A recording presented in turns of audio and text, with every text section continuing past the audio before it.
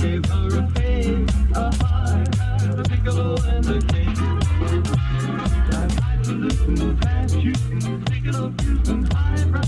Highfalutin, fast shooting, piccolo fusing, highbrow. Played a little old down, and her played a little old down, and her head went round and round. Ooh, she thought I was okay, but she stepped off that train with a high, the piccolo and the king.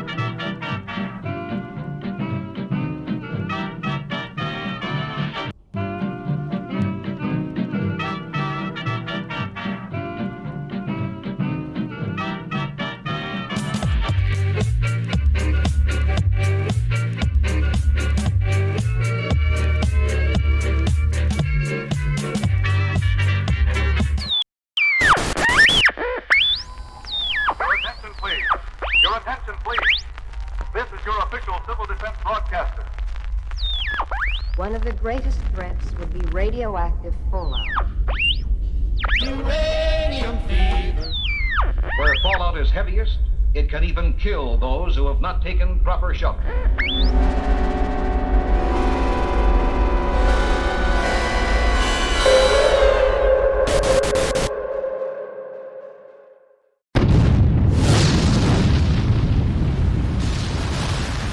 Broadcasting deep underground in a questionably constructed survivalist bunker is Dave CHAFINZ and KENNETH VIGUE, and your host, as always, Mr. Robots. This episode of the Fallout Hub is brought to you by the Massachusetts Institute of Technology. Open enrollment for advanced robotics courses starts now. Totally nothing sketchy going on. Nope, not at all.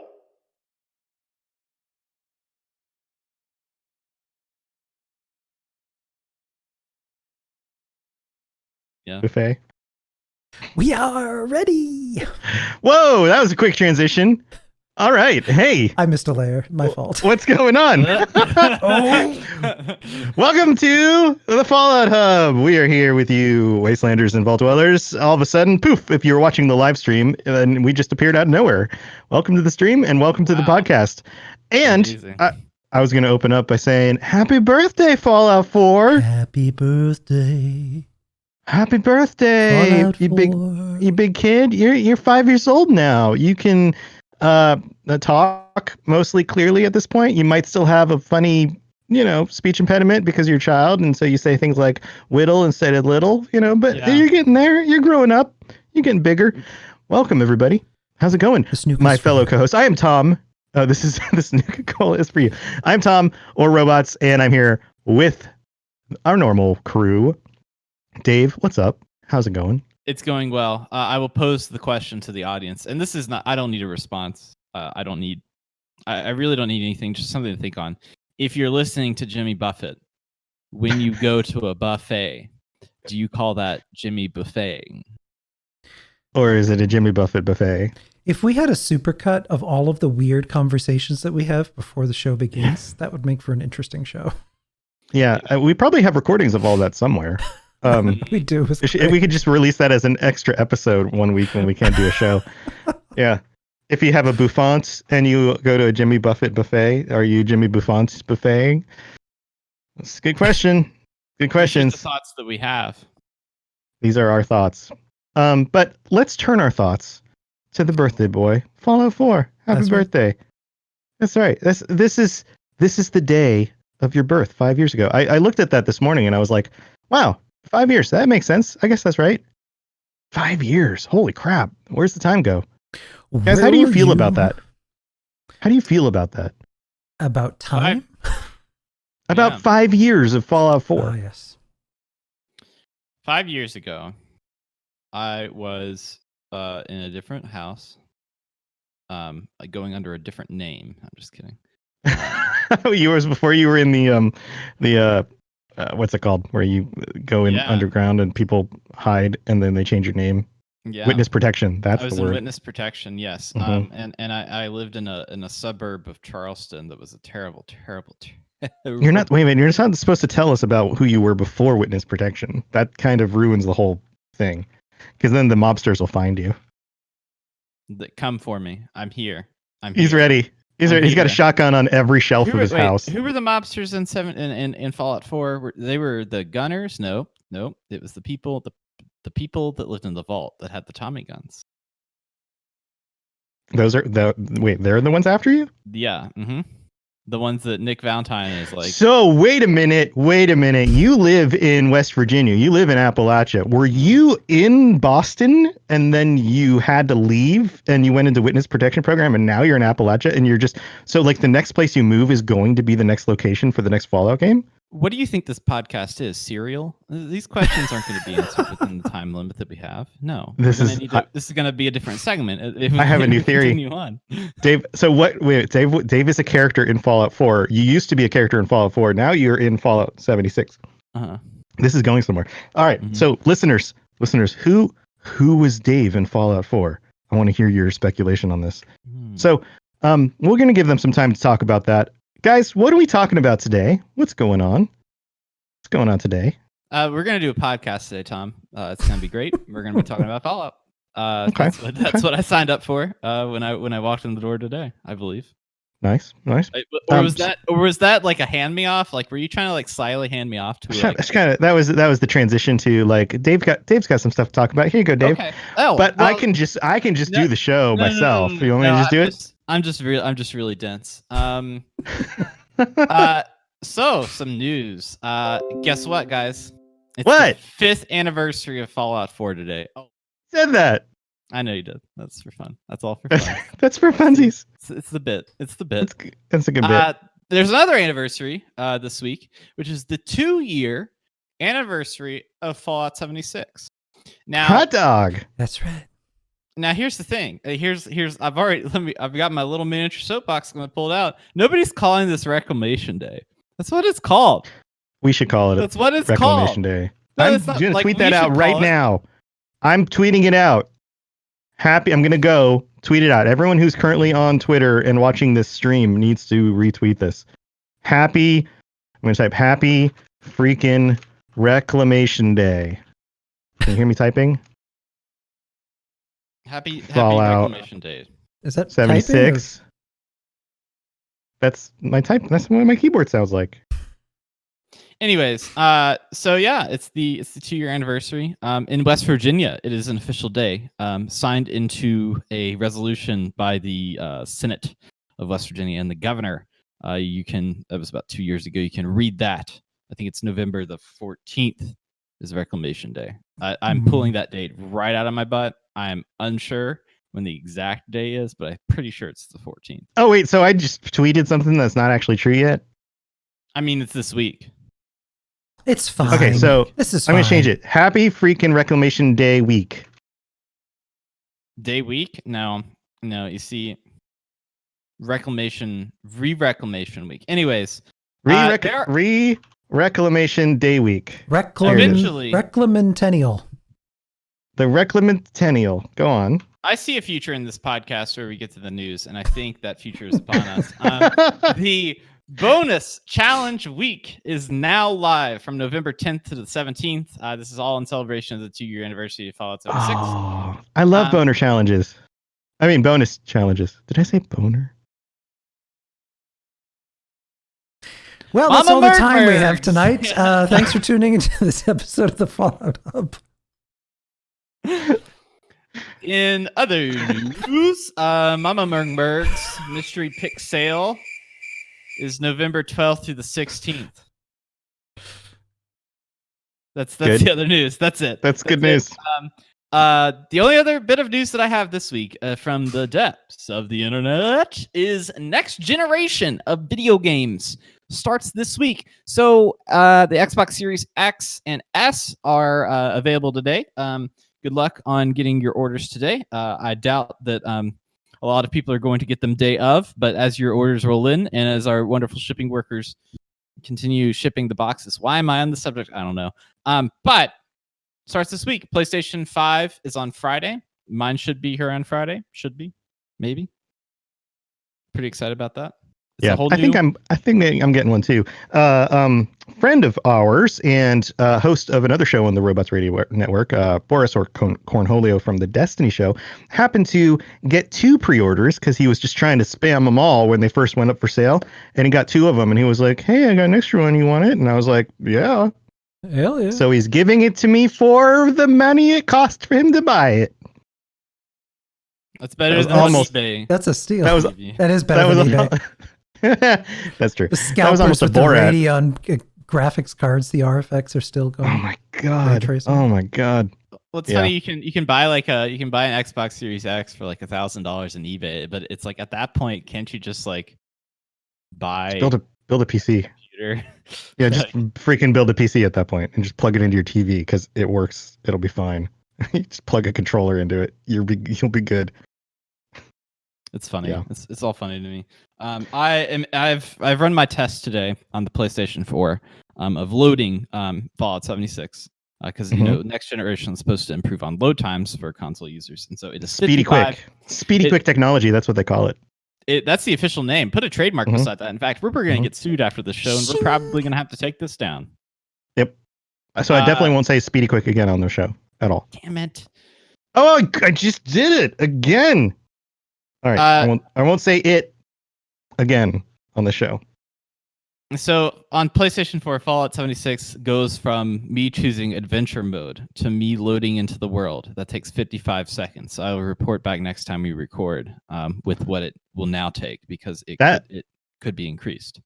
That load time is too damn long. That's a long one. Yeah. Too damn high. That's the meme, right? Too damn high. Fallout 4 and Skyrim load pretty slow. Just on it's just slow loading. You know, they got a slow load that they're shooting.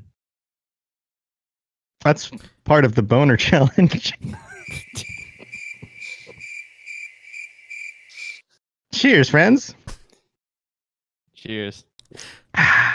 As far as other news, I hope that that's it. But I hope that everyone's excited for if they are joined the next generation, or if you are waiting, or if you are still playing on your Amiga.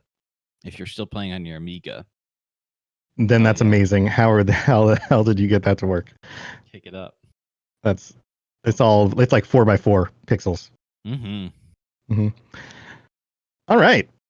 Well, Ken, are you picking up a console? The last console I picked up was a bright, shiny day in 1984. That's it. That's the story. But like That's the story. car console, like they had was that have an 8-track player in it? What did you? It did not. It was an Intellivision. My parents put together canapes and past hors d'oeuvres and the very finest Bud Light, and invited over the neighborhood to the latest technological marvel of the era, the Nintendo Entertainment System, abbreviated NES. You had one in 84? Were they out in 84? Did you have a Famicom? Maybe. Whatever year they came out, it was the year launch they got it. date US. I think it was like 85. Yeah, you had it a year early. That must have been a Famicom system from Japan. Wow. Hell yeah! Your parents are loaded, man. They got that big money back in 1984. I want to go live with your family in 1984. That sounds like a. I mean, I recall our car possessed the following week, so it wasn't really all that glamorous. I mean, You spent way too much on that Famicom system. Yeah. Yeah. Too much. That's an investment. That is an investment, you know. Yeah. Also, I was Amiga players, contemplating. They don't know. I was contemplating what makes something the finest Bud Light, and I'm guessing that is most like freshest. No. That would be warm beer purchased from the package store and left in the van on the drive back from Boston to Newburyport, Massachusetts. So it's not even warm. It's like No. hot. It's meant hot to be beer. served that way. Unlike, champagne, it's designed to be chilled, cool. Right. So if room temperature is like 74, 76 degrees, then the beer itself is like a good, like nice and warm, like 87. You want it nice and warm. Yeah. Ooh, melts right in your mouth. I mean, they've made. Here's the thing. Here's my pitch. They've made consoles that look like George Foreman grills. They say the Xbox Series X looks like a fridge. They say the PlayStation 5 looks like a Wi-Fi router. When are we gonna get the console that looks like a hot beer can? I think next that's when generation. You join back. That's next generation. Trademark. That's all of next generation after this. Another 5 years, 6 years from now, whenever those come out, they're all going to be cylindrical containers. Yeah. It's gonna be like really big beer cans, like the inflatable kind. Do you guys remember did you ever look at like video game magazines like back in the day? Like you go to the store and they had Heck yeah, because you really didn't have the internet that much, but they had all the like concept consoles that they put out there. And like before, I remember looking at one before they put out the GameCube that was like, "What's Nintendo's next console?" And it was like, "Oh, it's gonna be this like weird thing." Or the Xbox, they were like, after they did the first Xbox, they were like, "What's the next one gonna be?" And they were like, "It's just gonna be an X." Yeah, right. Big fat X. Right. Somebody in like the editorial group was like, "Guys, we got to do an article about the next Xbox because that's big news right now. I got an idea.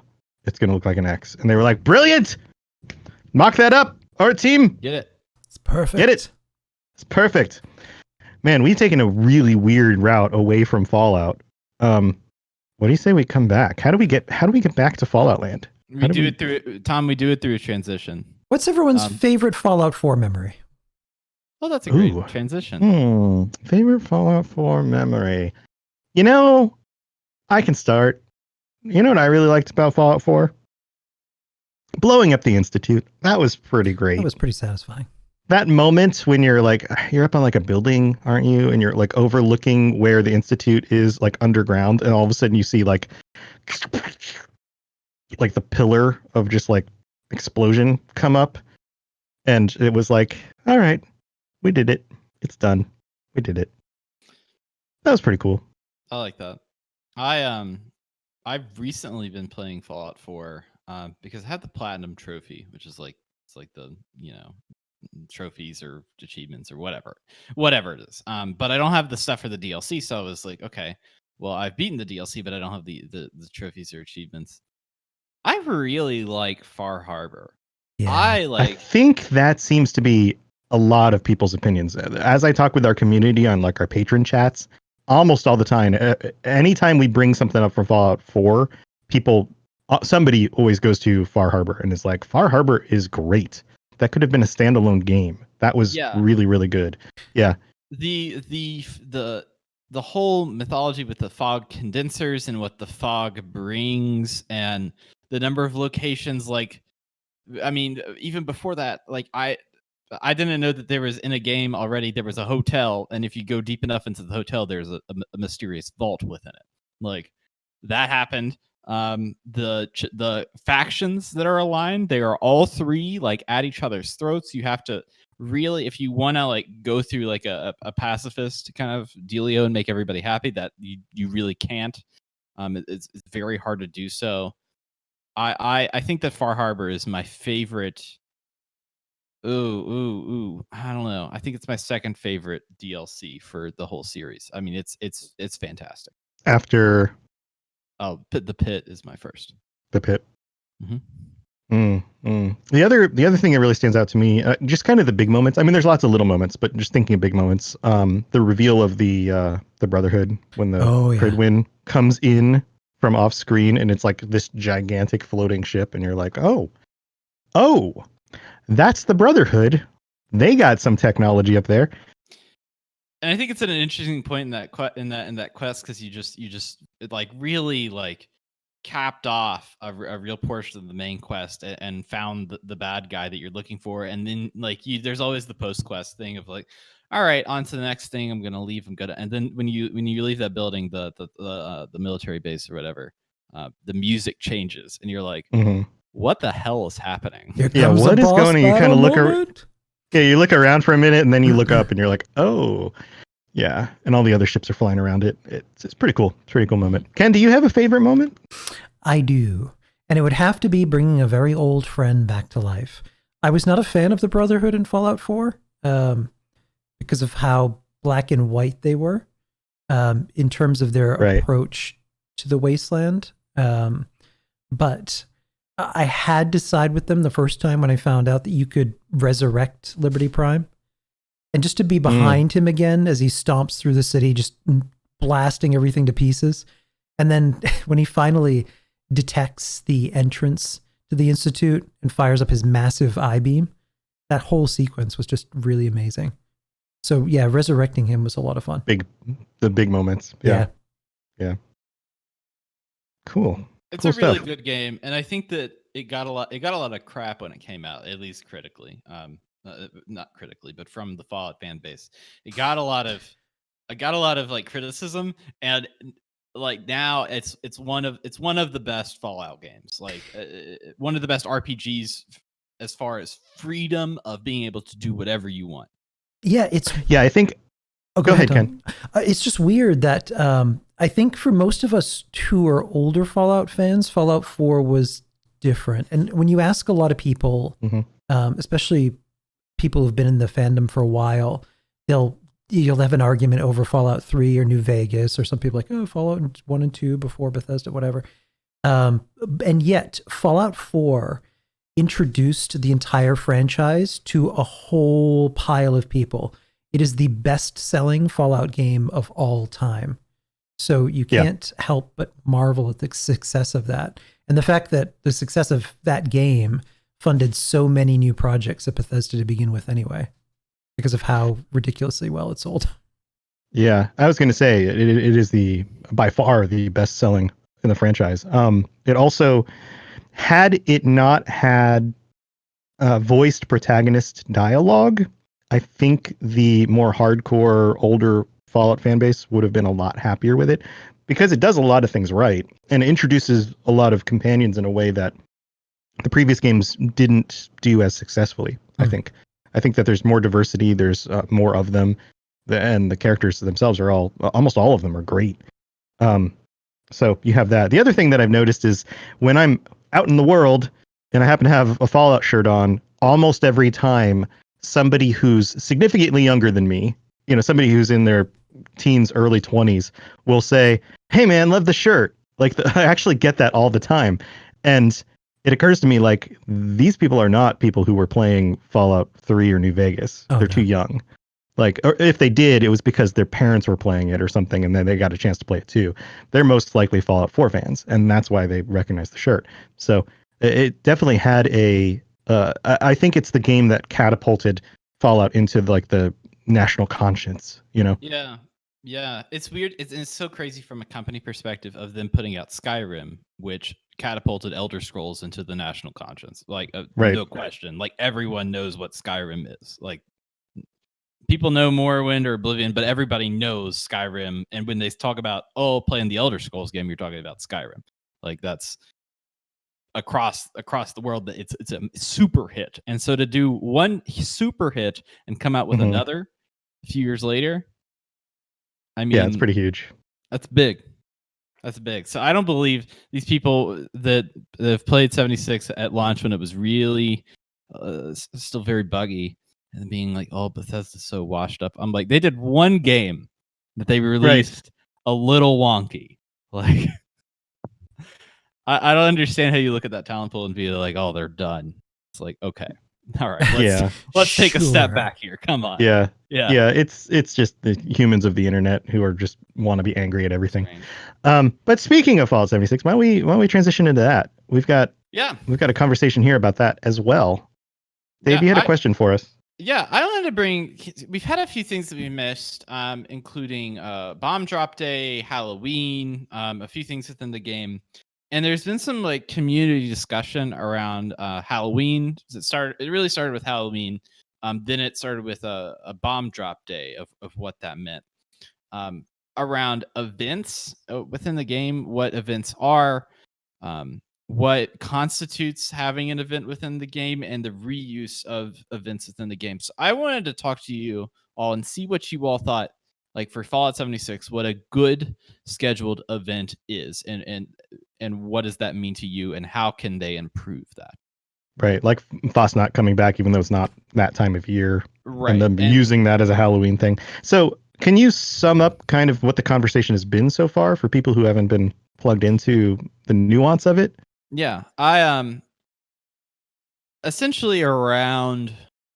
I can't remember if it was bomb drop day or Halloween first. I'll start with Halloween. Halloween. Last year we had what was the name of the event, Ken? Mischief Night. Mischief Night, and that's where you ran around the Greenbrier and shot up cars, and they had that little iBot there that had some like funny dialogue and some different things. You got a few unique costumes. Yeah, you got a few unique costumes. That's one of the few places that I recognize Wes Johnson in the game, by the way, is from the Jester robot. There's a few voices in there that I'm like, that sounds like Lucy and the Chance. Yep. So that event, I think everybody, even though it was buggy, and this is the thing, we expect a certain amount of jank, like in general with these games because they're so freeform. And so to like play that event and for it to be a little framey just because you're blowing up everything and that doesn't, it's like a physics test and a server test all rolled up into one.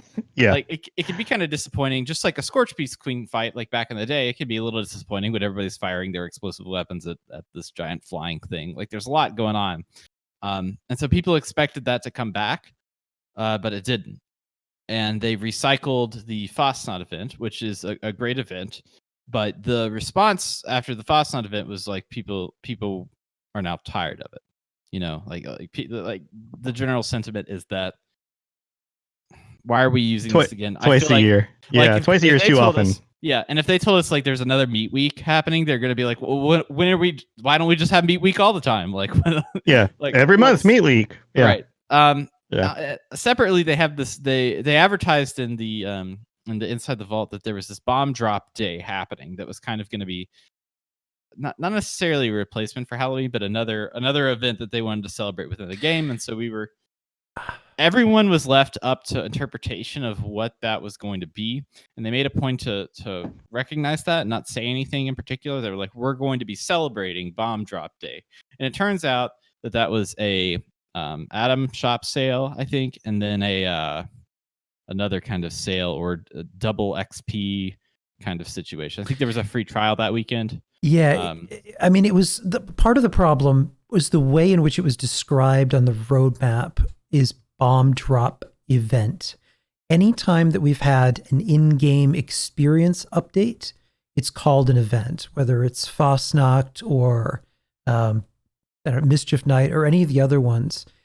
Historically, a sale like that has never been put on the roadmap as something that you call out in advance for something that people really get excited about. Or label an event. Right. It doesn't specifically. Why not say bomb drop sale? Really what it was is why not say anniversary of the Great War anniversary sale or something like that. That's a little more clear. I think people would have been less disappointed, and people were. And I almost wonder if maybe there was a plan to do something more ambitious around that. And because of timing and whatnot, there was just no way to get Steel Dawn completed in the time frame that it needed to be this year, so that, you know, there's new stuff going into 2021. And maybe that's why it just became a sale as opposed to an actual event. And there's the same reason that Halloween, something never happened, and you couldn't really redirect or make up an excuse for that. I don't know if that's true or not. It seems odd to describe it as that and have it not be anything. Yeah, it may have been the kind of thing where they tested out Mischief Day. Somebody a few weeks before Halloween went, oh yeah, Mischief Day is coming up, and then they went, oh crap, we had server problems with all the physics and everything, and then they tested it out again. We're like, yep, we can't do this. We might as well replace it with something else that people we know like. And then you get, well, Fosnot's fun, but that's weird that it's now, and we've already done it this year. So I did it once for Halloween, then I was like, eh. Yeah, I did exactly the same thing. I did it one time, and I was like, yep, this is Fosnot again. Okay, I'm done. Yeah, I'm good. Yeah, I'm good. There's a lot of interesting, I think, recommendations. After people learned the news and were disappointed, they were like, what would you like to see from Bomb Drop Day? My favorite one is essentially the game firing a random nuke, like every 30 minutes or something, just like plopping it on the map and seeing what happens. To me, that I seems, think it would be cool to have like a day of just irradiated, like everything irradiated, as if like a massive rad storm just came and covered the map. And you can make it in a way where, like, if you're not up to a certain level, it doesn't give you rads or something. But if you are past level 50, then yeah, you got to put on your power armor or whatever and run around because there's radiation out there. But now you're running across more radiated animals and weather effects, and everything looks foggy and yellow the way that happens and all that. And it's just like this, like, guess what? Bomb drop day. Everything looks like it got blown up. Here you go. and a lot of other games do something similar like that, like Red Dead Redemption and Grand Theft Auto, both around Christmas. It's Grand Theft Auto, they do the snow, and so everything then turns very icy and everybody's wrecking. I played the Red Dead Redemption game around that time, and it was not a lot had changed. It was like there was snow in the game. There wasn't any physics to accompany that, but the dressing on everything was like Christmas themed, so that was kind of cool. So I get what you're saying. It's like something similar that it like just for fun, like changes the world in some way. Right. It's the kind of thing where, like, if you miss it, you go, "Oh crap, I didn't get to see that." Even though you didn't get anything, you just it's that experience of like, "Hey, this is a very, very limited experience. It's just for the holiday. Log in. The world's going to be a little bit different." Something that's been weird. I have a conspiracy theory. Okay. Oh yes. I'm ready. Go on. I'm so ready. There's been some weird things happening in the game as far as a horde event, where just out of nowhere, Grafton monsters will keep spawning, and you'll have 5 or 6 at once. And the same is true with super mutant behemoths. That's happened a few times the past month. And how cool would it have been if not only does a random nuke drop, but wherever it drops somewhere in the world is a rare, unique spawn event where you have some, like, it was just weird. And then there was another one too. It was even on the Bethesda UK stream where it was 2 Scorch Beasts. It was a super mutant behemoth. It was a whole bunch of super mutants. And then it was fog crawlers all at once, right at the pylon, all battling. And so they just sat back and they watched this ridiculous fight between all of them. They just fought each other. That's great. I love when creatures in the wasteland fight each other. Yeah. It's always entertaining because you're like, which one's gonna win? How's this gonna work out? That would be really cool. Just like, Grafton monsters versus super mutant behemoth battle bash. Once an hour at this location on the map, they all spawn and run at each other and just beat the crap out of each other. And you can get in there and kill them if you want, get some XP. Yeah, it's completely random. Cool. Like, you wouldn't know what happens. So as soon as you see a nuke drop, you kind of want to get in there and see what's going on. Yeah. Just every hour or so, just get over there, see what spawns.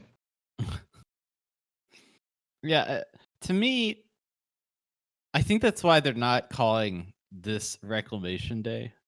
It's kind of a lead-in. Like, I think that's why they're not being like making a big deal, but like, it's Reclamation Day, because I think that they understand that maybe the messaging was a little off for a bomb drop day.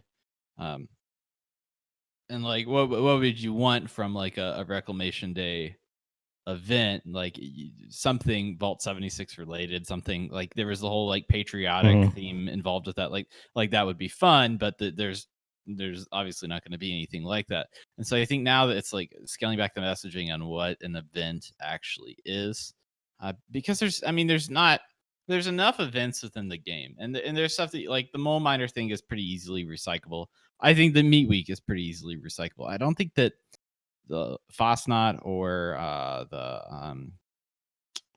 the Christmas present Scorched, like, you're not going to want to do that unless it's like for fun one year in July, like Christmas, July. Yeah, it makes no sense to Yeah. So on the easy end of the spectrum, I could imagine just giving everybody something. It's Reclamation Day. Have a patriotic skin for your whatever. Just kind of a free item for everyone just to log in. That would probably be the easier end of the spectrum. The more interesting side of the spectrum could be something like, it could be anything, but like even a character that shows up and is somebody from the vault who left 2 years ago and is now back. And you've got this little quest line you got to go do. like obviously that takes creating content and more planning it way ahead of time to get that.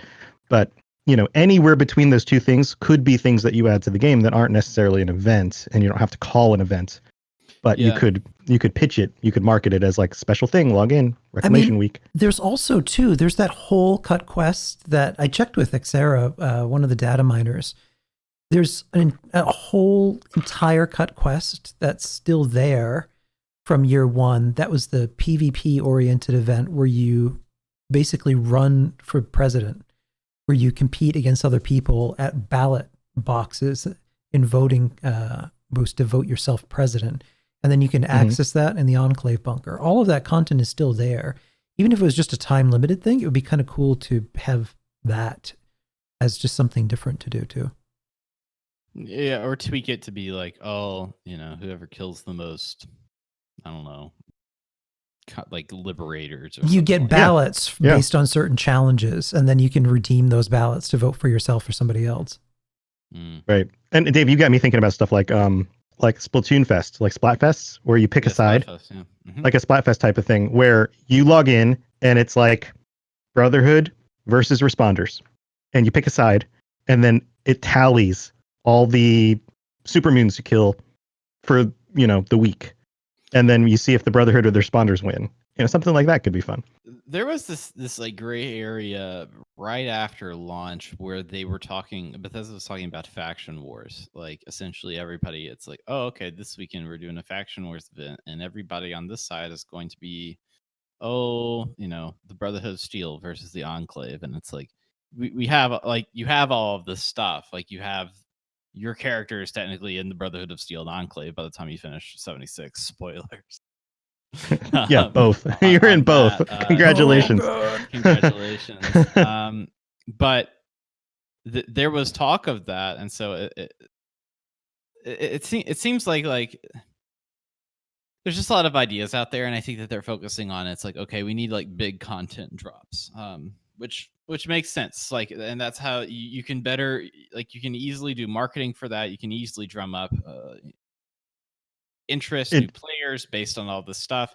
But I do miss I miss things like like Wild Appalachia season with the Sheep Squatch. Like that was hella cool. Just because you were like, you got the first batch of quests, and then it was like a drip feed of quests as you went on. Like, but that's hard to market.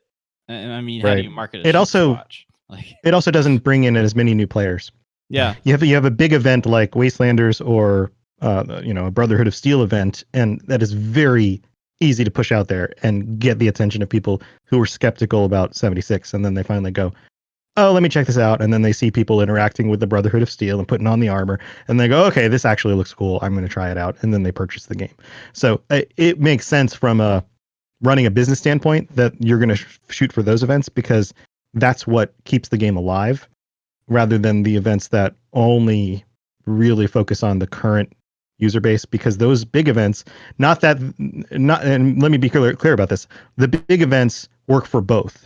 They work for the current user base and bring in new people, rather than only for the current user base. So it just makes sense to go with one as opposed to the other if you have to decide. And it's nice. It's like it goes in waves, and so for people that most likely, I know there's even a good amount of people that just like, I only play Fallout 76, and I like pick up the phone and play some games like that. But it's nice to have stuff go in waves, I think, for live service games, because that allows people to go, it's like, okay, like I'm really in it for Wastelanders, and I don't, after a month of it that I'm like really into it, I'm gonna drop off and go play something else. Oh, maybe there's an event that I want to go do. Okay, I'll go do that event. Like, then you come back. It kind of runs, because now it's not, there's not like a console war or a video game war. It's all like Netflix and Fortnite and Fallout 76 are all competing for your time. They're all competing in the same bowl and basket. So it makes sense that it's like you want to take your moments, and you don't want to outlive your moment, I guess. Yeah, it's better to have some really solid events a few times a year than it is to just have constantly okay things that don't draw anybody back or anybody new. Right. That makes a lot of sense. A lot of sense. Some would call this time, and I recommended to you all that we were going to call this episode "The Dark Before the Dawn." and you all have the voice changers. The dark before the dawn. The dark before the dawn. Thank you, Robot. before the dawn. Danny DeVito's here again. Danny DeVito's Welcome here. back, Oh, Danny. Yeah. goddamn, Danny. It's great to be here. Dark before the dawn, you know. Oh boy. All right. Hey, Now- you guys. That's enough. That's enough doom. That's enough doom and gloom. There's been a lot of doom and gloom, and by doom I don't mean the guy with a shotgun. I'm talking doom and gloom. So I wanted to gauge. Next. Gloom's his long lost brother. Gloom is his long lost brother that lives in the magical woods. He's not as cool as Doom. No, Nope. I heard he really likes playing croquet. He just kind of like, all right, the demons are coming. Yeah. Okay. And then Doomslayer's like, we need to kill those MFers.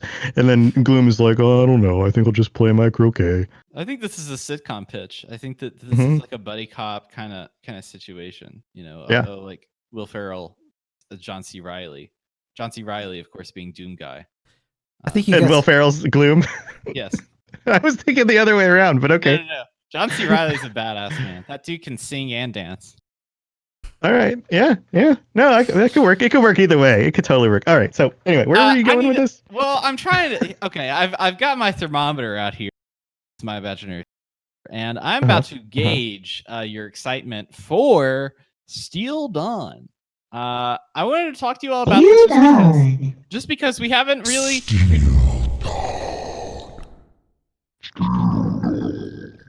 Steel Dawn. All right. That was a little country. That was a little country that I did right there. Steel Dawn. Are we all quite good? Are we all quite? Are we done with this? the I don't know what this thermometer. button does. Let me try this one. Steel Dawn. That was pretty good too. You sound like T-Pain. Wow. I want to break this podcast down into two sections. I want Okay, to good. first talk to you all and see how excited you all are for Shelters, which is one of their big tent poles. That guy. So much. That guy is in love with Shelters. I am so much. Why don't you marry one, huh? Maybe I did, Tom. Maybe I did. Huh? All right. If you love it so much, huh?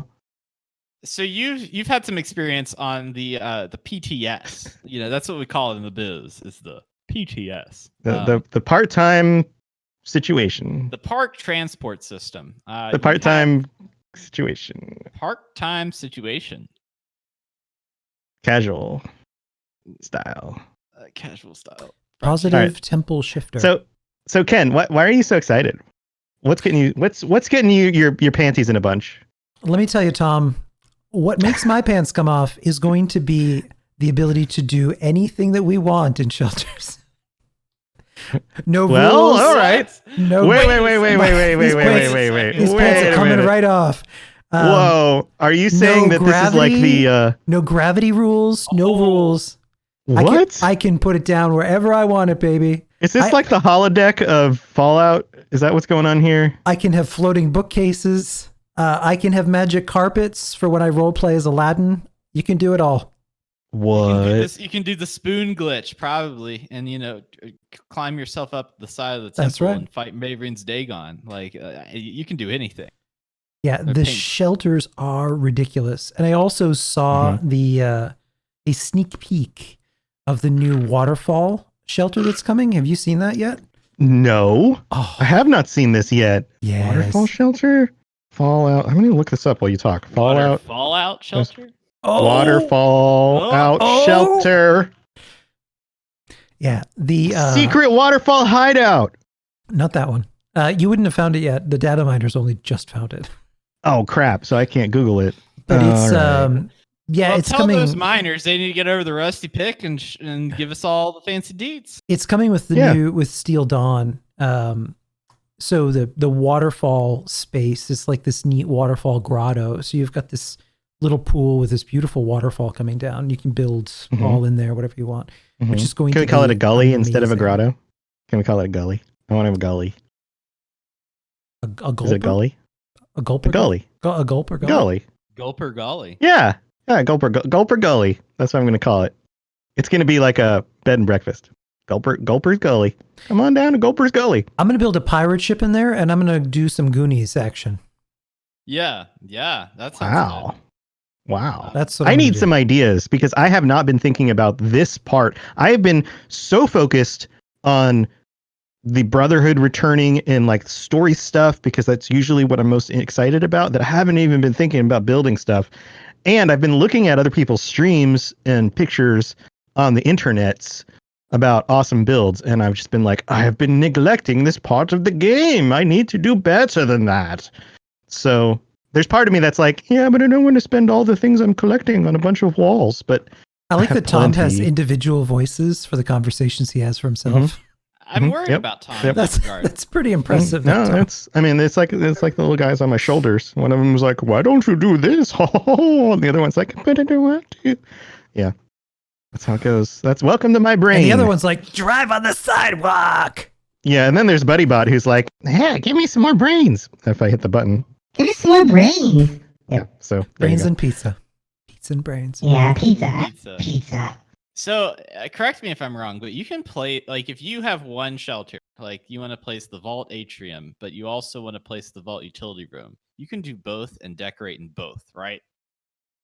So as they add shelters, you can get more shelters and more space to build. That's what they're telling me, right? Yeah, I mean, you can technically build a whole city with all of these different shelters in what normally is a pretty compact spot. And the budget is significantly higher, so you can do so much in there. And it's individualized, so you could max out in one and then go to the other one. So here's my main question about this. You build this immaculate shelter. You build this awesome pirate ship experience, right? How do you get people in there to experience it?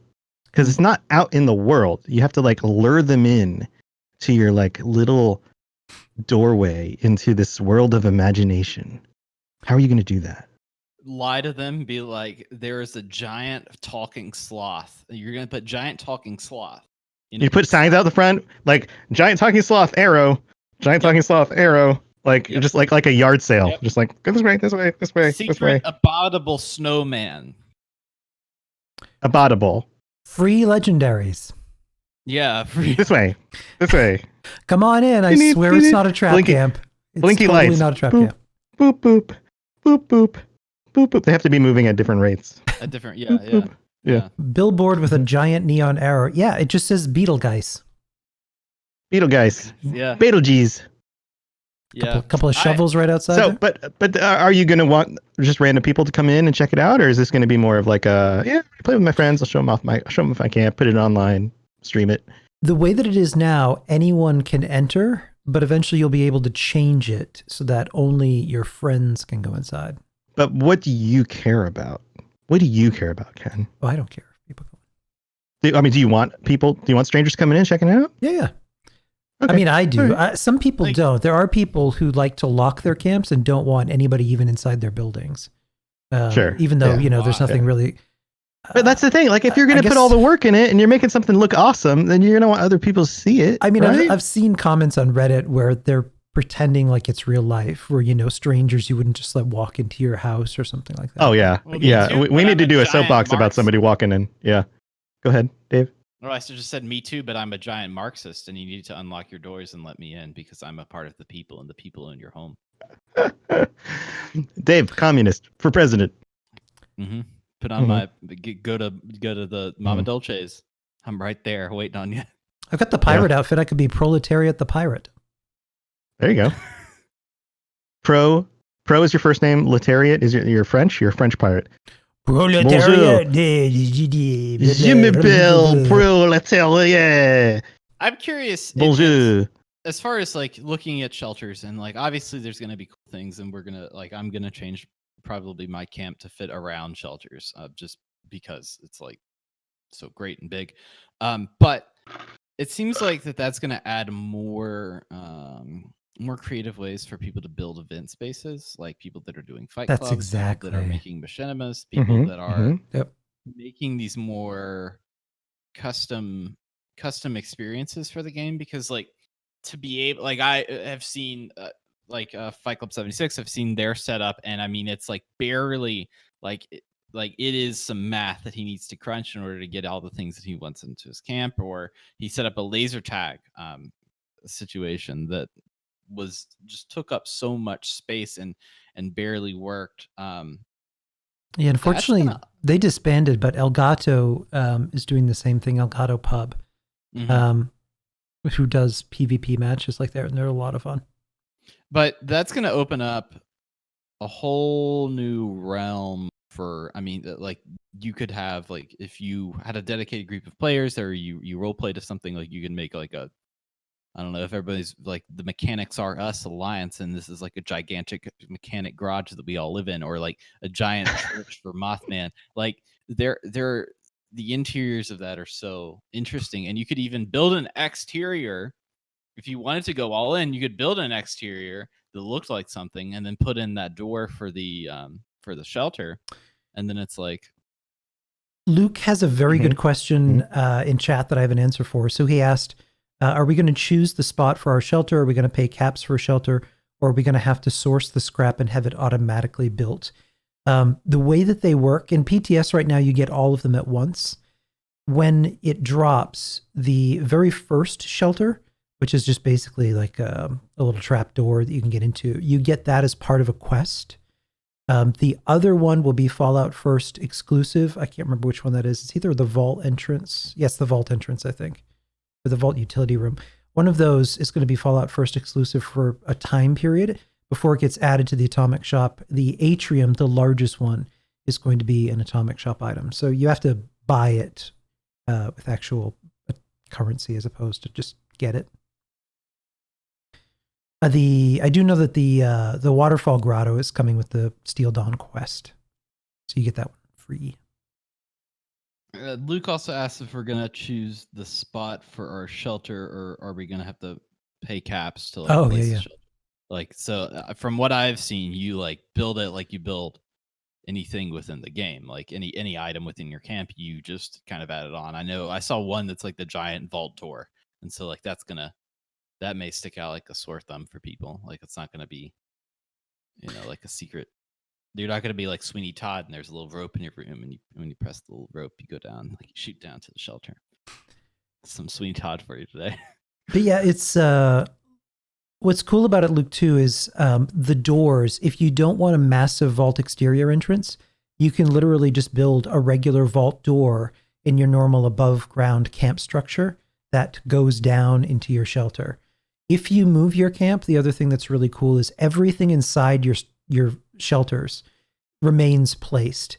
So you can move around your camp as you do normally in the top world, and you won't have to rebuild everything in your shelter. It stays it's there. Like a magical wonderland. Exactly. Yeah. There's a vault panel just inside the door of each of them. And when you access that panel, you can scrap all instantly, and you can also repair all instantly. You also have the ability to turn off physics inside there. So if you prefer things to snap together, you can turn that on. If you're trying to have difficulty placing things, or you want to put something in the air for some reason, you can turn gravity and physics off, and then you can kind of build whatever you want, however you want. I'm going to petition for that to be a real world feature as well. Remember Mark Tucker? No physics, please. When he was teasing us back when we interviewed him, that was the system that they're putting in place first in shelters that they're going to roll out into the exterior world too. That's cool. To kind of wrap this all up, what is one thing you would like to build in shelters? And we'll each say our piece. So I will start with Ken, because he's had more time to play. Yeah, start with Ken. I got to think about this.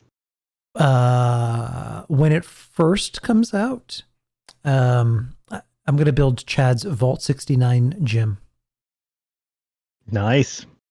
That makes sense. All right. Do you want my real answer or my joke answer? I want both. Okay. My joke answer is my Buffett buffet. I'm going to make a Buffett buffet. My real answer is flamingos. They got flamingos in that game. Put a bunch of those out there. I need a cheeseburger. I can build a little paradise section of the buffet with cheeseburgers. Yeah. It's going to be great.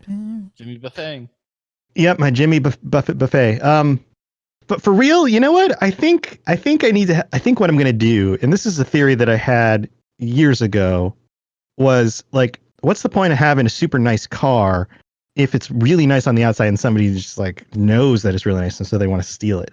Because really, the enjoyment of the car is on the inside, right? So if you were smart, you'd make the outside look like a piece of garbage and the inside be awesome. And you just tint the windows so nobody could see in, right? So here's what I'm going to do. I'm going to have a crappy looking outside, but then when you go in, it's going to be awesome. And it will be like Buddy Bot's dream vault. And it will be like Buddy Bot has created it specifically for him.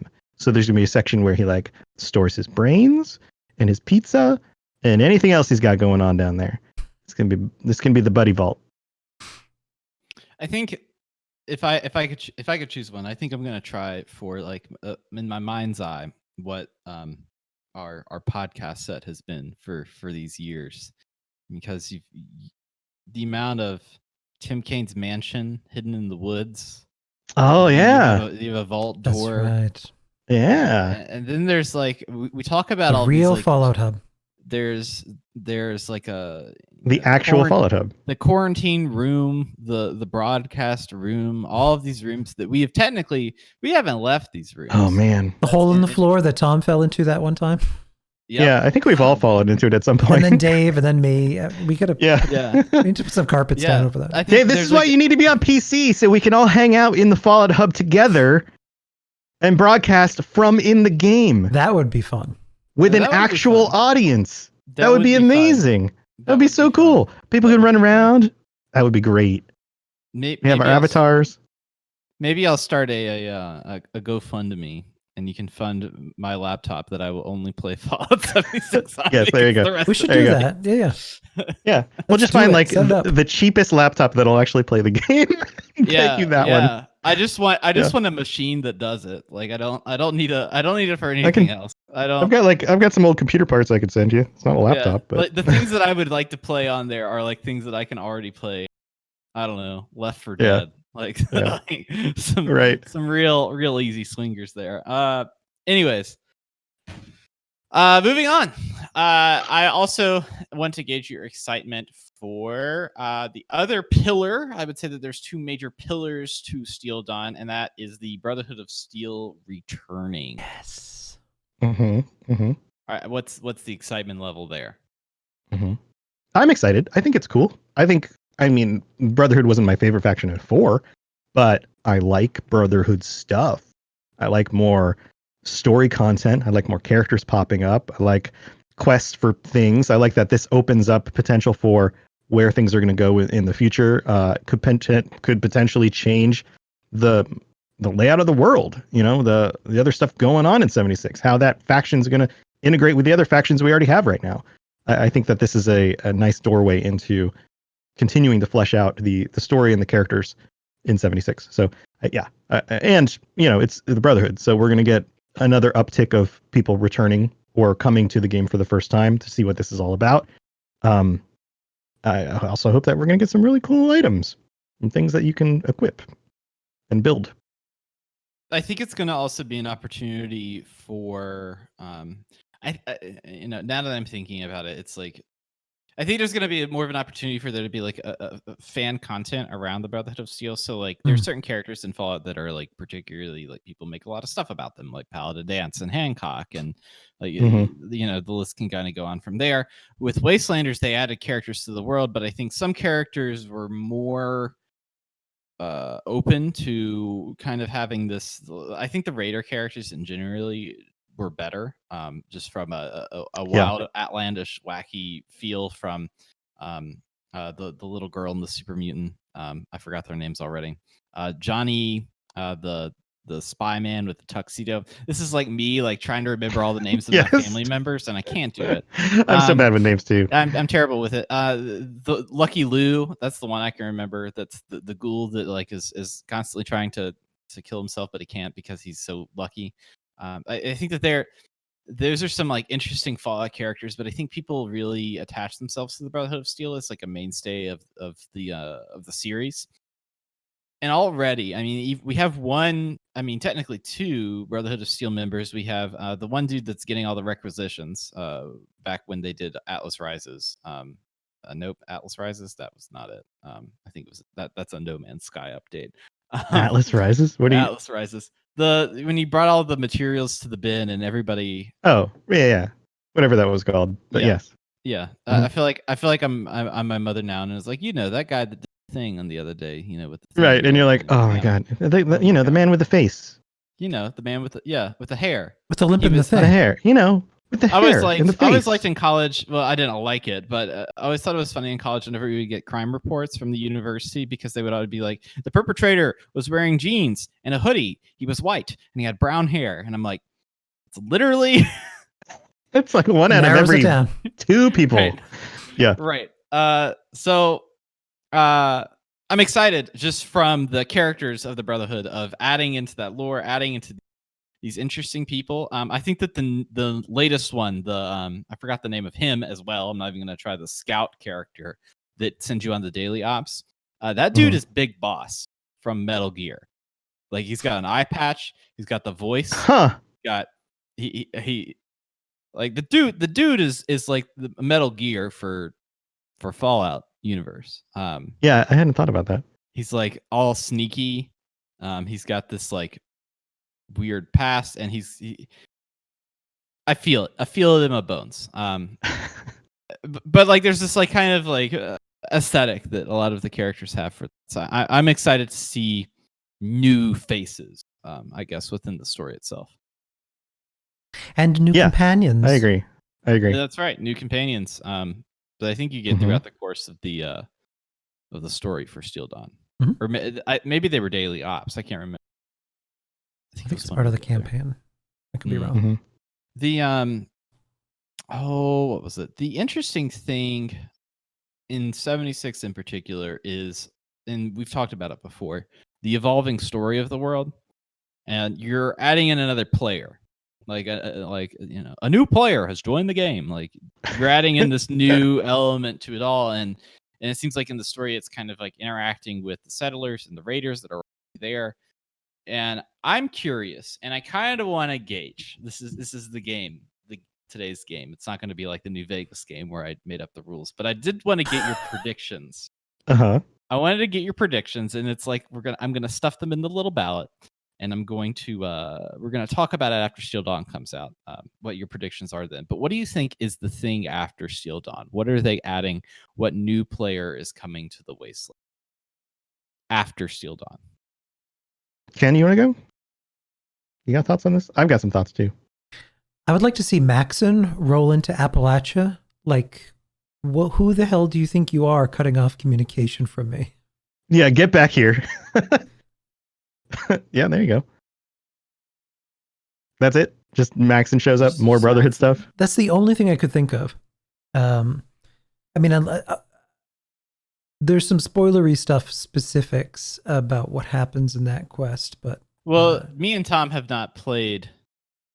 Yeah, the stuff. Off the top of my head, if you're talking about like, okay, factions and adding in power players, you've got the settlers, which kind of encompass both the ideology of the responders and the ideology of the free states. Like, you kind of get that layout through there. You have your raiders, and this is like talking about the original game. You're getting the Brotherhood of Steel. To me, and the people, and where I think some of the interesting stories of Appalachia that are kind of left untold is the Enclave. So I think that it will be something Enclave related. But the way they talk about how this is not the end for the Brotherhood of Steel, and they're still working on stuff for the Brotherhood of Steel. I think that it is gonna be almost like a part 2, but it is gonna be the Enclave is added in, but you're playing it from, like, at the beginning, you're playing it from the perspective of somebody that is in the Brotherhood of Steel. Yeah, or you end up having to take sides, kind of like with the settlers and the raiders. The Enclave pulls up or returns in some nefarious way but they're promising good things that the Brotherhood can't promise you, because that's what the bad guys always lure you in with, like, what seems like a really good offer, but it's too good to be true. And then you end up having to choose. Like, you help out the Brotherhood, and they're like, we see what you're doing there. We need you on our side. Here's why the Brotherhood sucks, and here's what we're going to do for you. And then you have to choose. You know what would be really interesting? Because this is early enough in the timeline that you think if there was someplace as green and verdant as Appalachia, word of that would have spread throughout the United States and people would have come flocking. But it's not mentioned in any previous Fallout games. It would be interesting if the Brotherhood's arrival, choices that are made, the weather controlling device or nukes, or if our actions throughout the course of the game lead to the destruction of Appalachia. Oh yeah. Things have to get worse, right? Yeah. I mean, any good story, things get worse before they get better. And it needs to be, the conclusion of this needs to be that this area is now not as appealing, 100 years later, 200 years later. There's a sure. case for that. Even I mean, Tom, you've been going back and playing World of Warcraft, and the last expansion that I played was Cataclysm, where it was like a dragon. I think it was a dragon shows up. Yeah, Deathwing shows up and tears through the continent. Yeah. And so, like, areas are drastically changed, and there's like gaping like canyons where there weren't anything before. There's like firestorm, like right. It is a total mess. So I mean, that would be mental. But there needs to be a fallout from all the bombs being dropped. I mean, there needs to be some sort of resolution to that. Like, we've bombed our own land. At some point, that has to create an effect, and we needed to do so in order to take out the Scorchbeast Queen. But there needs to be some sort of resolution to that, right? If we're to believe the supposed storyline to Nuclear Winter, that takes place in the future. I can't remember if it's 5 or 6 years after Reclamation Day. But it's described as our actions and unleashing nukes again and again just set off these firestorms that eventually destroy Appalachia. Yeah, well, yeah, there's that. So in my thinking, so I think that the Enclave is coming back, but I think that, and I constantly say, I think that they're setting up a Fallout 3. I think we're going to DC. That would be awesome. They're gonna. I think, put this on the table. All right, bet on the table. They're announcing this next year at whatever E3 is. Hopefully, we're all feeling a lot better. You think it'll be that long? I think you don't think they're going to put out Steel Dawn and then start teasing the next thing? I think they're going to start teasing the next thing, and it's going to be like maybe a March situation like Wastelanders, because Steel Dawn is progressively smaller than Wastelanders as far as like it's just like more quests and stuff to do, and they've added in the shelter system. Like Wastelanders is a whole rethinking of the game. Sure. I think that they are looking at. I think they're looking at like how Yeso did Morrowind, and next year they're going to announce Fallout 3. This is like I'm like Juicehead doesn't even need to be on the podcast. I'm like already like they're putting out the remasters. Starfield's coming with it. Like what else? Can I say? Elder Scrolls. I'm just kidding. So here's what I'm thinking, because my honest to goodness expectation is we will get Brotherhood stuff, maybe 1 or 2 things about Brotherhood, and then the Enclave will return, and it'll be like this, like Empire Strikes Back kind of thing. Dun dun dun. Like, this is what's going on. What I think would be really cool, though, 2 things. One of 2 things, and I talked about this on the Fallout Lorecast last week, or there's just this recent week, I think. Aliens, more alien stuff. So you have Flatwoods monsters, abominations. Wendigos kind of look like abominations. Is there a connection there? Wendigo colossi? Is there some sort of connection to the aliens controlling some of the mutations and human mutation through some of the stuff going on? Are they interested in the Scorch Plague? Some alien stuff could be really cool. I don't know how you do it yet. I haven't really formulated it, but it would be neat to have more of that, because we haven't really gotten a ton of alien stuff since Mothership Zeta. Yeah, and I mean, they're in the survival guide, Like Mhm. there's multiple different types of them. So Yeah. where are they? There's a bunker where it looks like they were doing experiments on aliens in Yeah. 76. There's stuff there, but they haven't really fleshed it out a whole lot. So I think it would be really cool to get a little bit more of that. The other thing that I think would be, and this is like super speculation, like super crazy idea here. Put it in the envelope, man. The Institute can teleport. What if when the Institute blows up, it also blows up the teleportation machine, which sends some of the synths through time and space at the same time, and we end up with synths in the wasteland of Appalachia, and now we have synthetic humans running around, and maybe a scientist or two who survived it, and wackiness ensues. I mean, there's a giant time machine in Fallout 76. It is a big old time machine, and they talk about it, and somebody has went through it. So who knows? Who knows? But I think it would be one of those things that all the same people who don't like Fallout 4 for whatever reason are going to be like, but now you're taking synths from Fallout 4 and putting them in 76. It doesn't make sense. 200 years before that. And it's like, science fiction, dudes. Time travel. I find it ironic that those same people never once questioned the ridiculous nonsense that appeared in Fallout 2. Fallout 2 is a fever dream of ridiculousness. You've got Star Trek references. You have a crashed shuttlecraft. You've got the Guardian of Forever. I mean, what? Yeah. Isn't there a TARDIS? Is there a TARDIS in 2? Yeah, or is that you've one? got. I think it was in 1 or 2 or both. I mean, you've got Doctor Who references. You've got porn studios. It's a wild time. Yeah. So anyway, I'm kind of hoping for some of that stuff, but I totally get why you would do Brotherhood, then Enclave, and then something wacky, and bring it back around.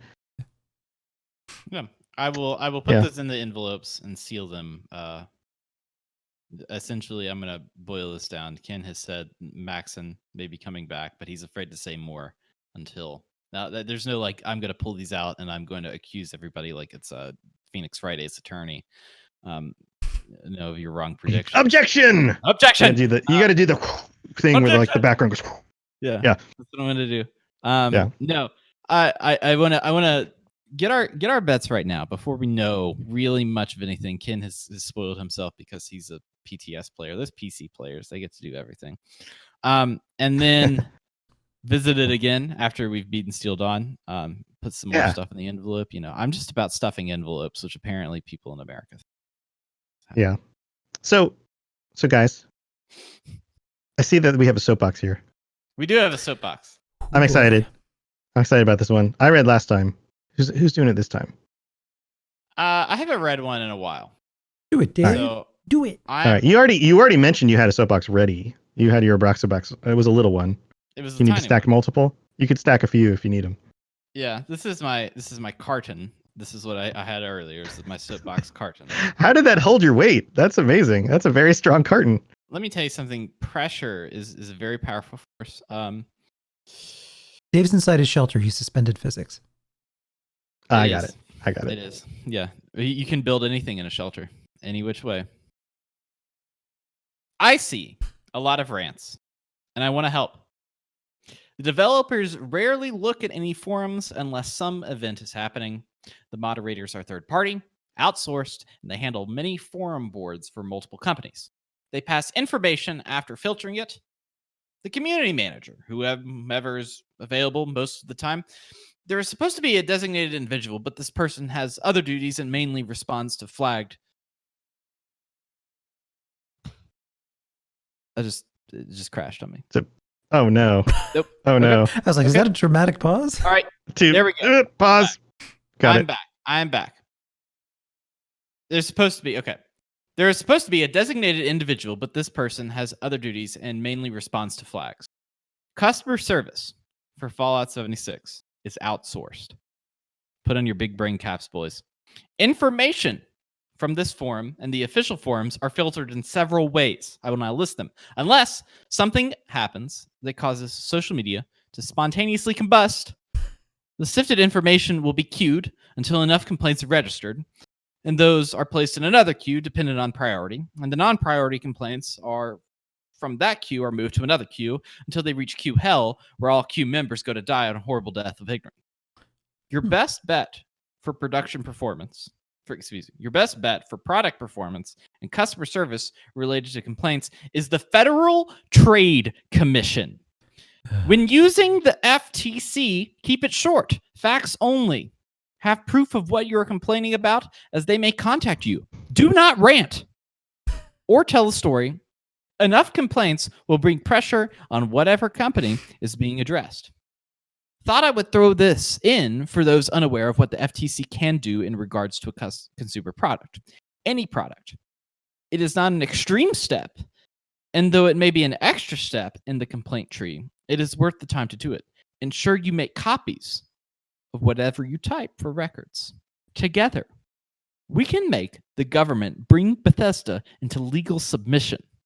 It is our duty as players of this game. I bet this guy spent $20 for the game and has never once subscribed to Fallout First. No. Could you legal Got it on sale. submission? Oh my god. They've also probably played like 300 hours. They have the amount of cost per hour for this person is probably less than 25 cents. And they're probably right at the end of this, like going, they don't listen to anything we say. They don't ever do anything. This game sucks. And then the next morning they log right back in and play another 9 hours straight. The Federal Trade Commission. These jokers. Oh my gosh. The Federal Trade Commission does not care about Fallout 76 is a glitchy game in whatever aspect you think it is right now. I mean, following that thread of logic, last week when I received a burnt McMuffin, a McMuffin that was burnt. It was sloppily done. The cheese was half outside my McMuffin. Preach it. Together, we can go to the FTC to get McDonald's into legal submission so they make more perfect McMuffins. A McMuffin.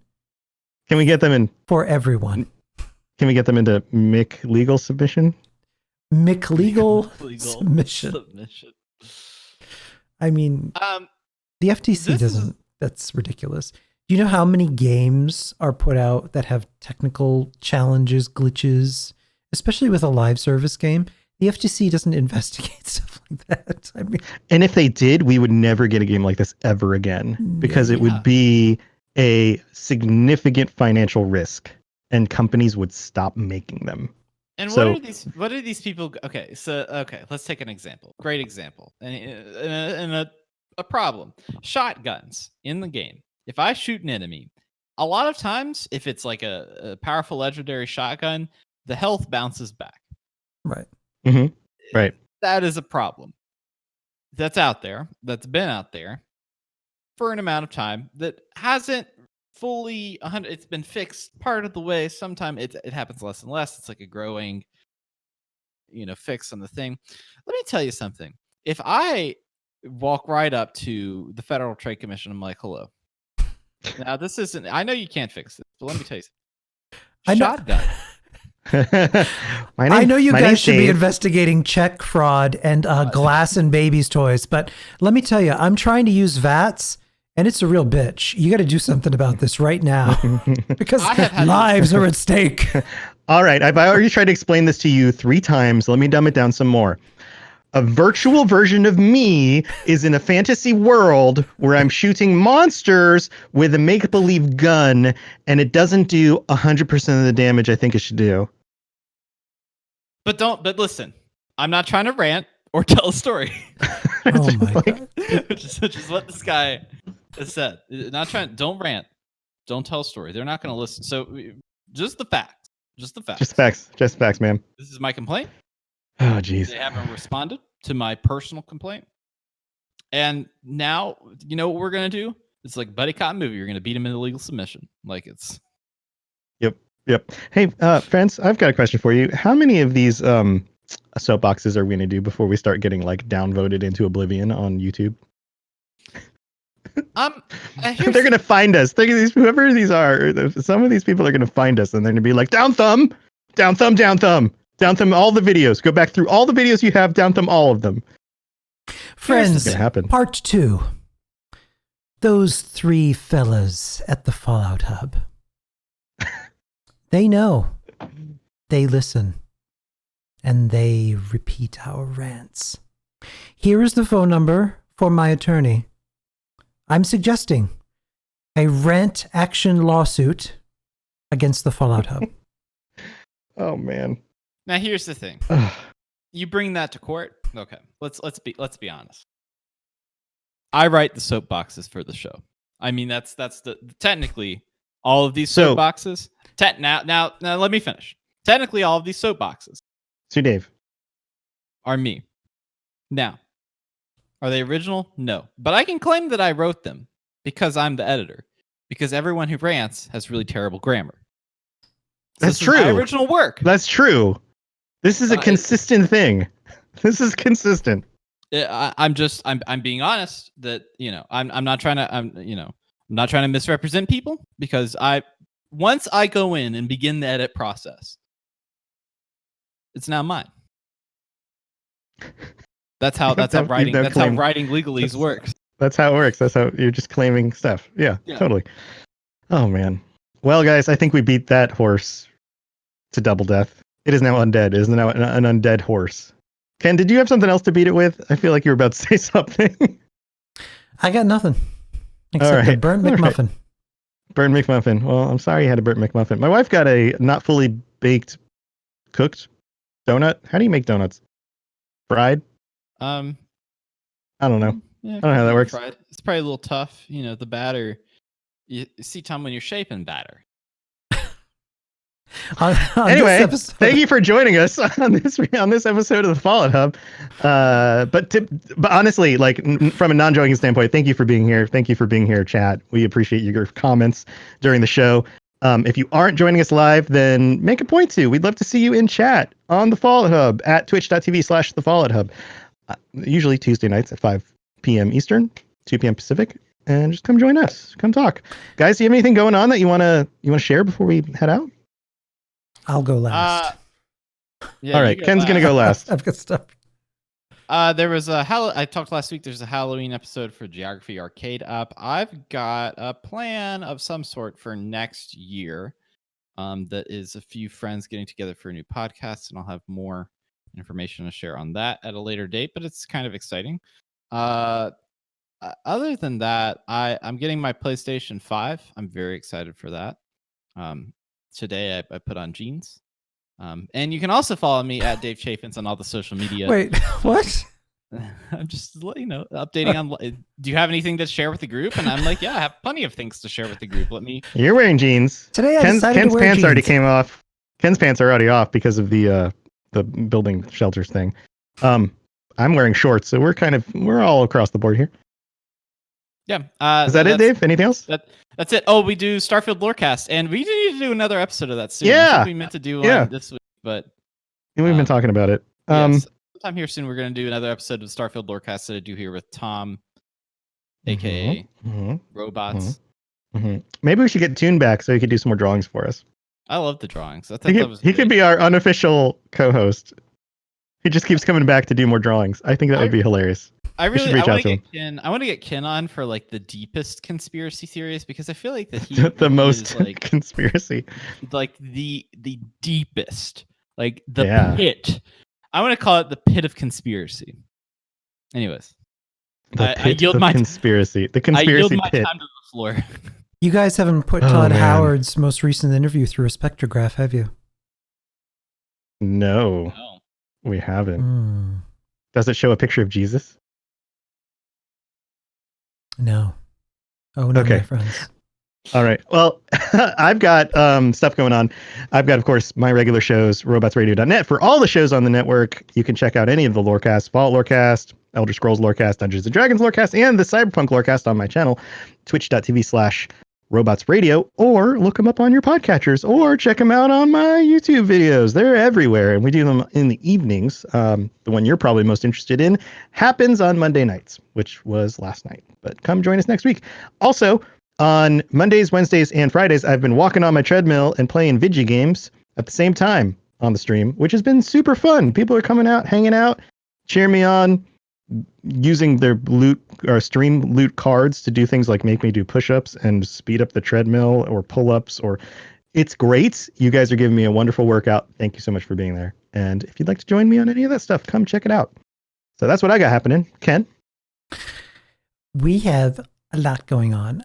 December 14th through the 20th, 139 streamers and content creators from all over the world are getting together for 1 week of streaming and getting up to some Fallout nonsense. All previous Fallout games. We have streamers who are doing Fallout 1, 2, Fallout 3, New Vegas. We got Brotherhood Tactics, which is going to be a whole ride in and of itself. Whoa. Fallout 76, of course, and we are going to have a lot of content going on. We're getting the entire community together for St. Jude's Children's Research Hospital, who's doing a St. Jude's Play Live initiative. Gamers playing to really raise money for St. Jude's, and it's been insane the amount of interest that we've had and people signing up to get involved in this. So it's going to be an awesome week. I believe Steel Dawn is going to have been dropped by then. So between that content, as well as some in-game experiences that we're building, we've got death mazes that are holiday themed, timed events. We've got a PvP celebrity death match. We've got games that we'll be doing on the Fallout Hub. We'll be ending it in a variety show that the three of us will tell you more about a little later. But yeah, the stream is something that we're setting up right now. If you're listening to this, and if you are a streamer, it doesn't matter if you have 2 followers or 5,000. You're more than welcome to join the stream. It's open to anybody and everybody. So come hang with us. Get together with the who's who of Fallout. We've got pretty much everyone, all the major YouTubers. Juicehead, Survivalist. We've got Final Render, Lone Vault Wanderer. If he's not going to be traveling with family and has time off, he's going to be joining us. Maybe Lady Devon, who's dealing with some issues with Twitch, but if she gets that sorted, she'll be with us as well. So it's going to be an awesome week. Yeah, super fun times coming up. Make sure you are checking out any of our Twitch feeds or Discords or whatever for any notifications about that stuff, because we'll be putting it out everywhere. Awesome, guys. Well, I think that does it for this week. Thank you again for joining us. And until next week, I guess, don't go to paradise without your cheeseburger, or at least the buffet. A cheeseburger in paradise. And we're done. DMCA Bye. down, take down, strike. See you later. Bye. Bye. See ya. We got to do the Dave wave. See you next time.